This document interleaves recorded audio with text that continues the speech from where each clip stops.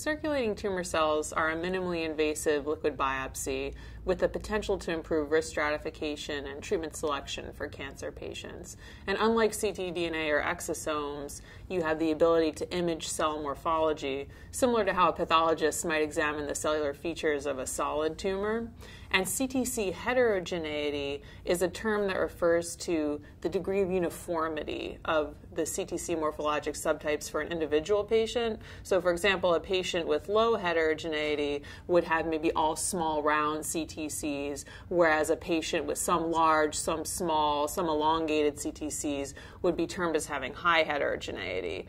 And that's important because in the literature we see in prostate cancer that patients with high CTC heterogeneity have worse survival and worse responses to targeted therapy. And separately, we've also seen in prostate cancer that patients with high heterogeneity are better responders to immunotherapy.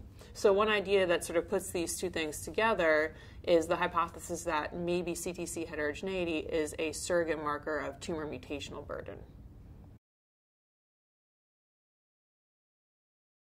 In our cohort of metastatic GU cancer patients on combination immunotherapy, we found that the presence of specific CTC morphologic subtypes was associated with 1 to 2 months of median survival versus 28 months in their counterparts in the remainder of the cohort.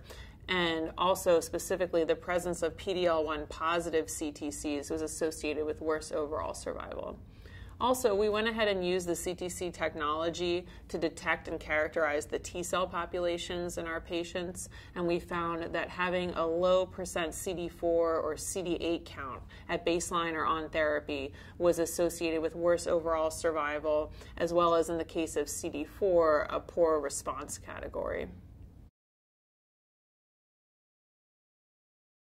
We definitely feel that our results aren't ready for prime time yet. The statistical methods that we use were exploratory and hypothesis generating, and ideally this would be confirmed in an independent cohort, particularly that's more homogeneous than what we explored, because our cohort included sort of heterogeneous types of metastatic GU cancers, as well as not all patients received ipilimumab in our study. But we are very excited about the technology, and at our center we have upcoming a study of a PARP inhibitor in the metastatic setting. We'll be including this as a correlative, and additionally we have 2 trials in the localized setting for urothelial patients on checkpoint inhibitor therapy, where we'll be adding this in as well.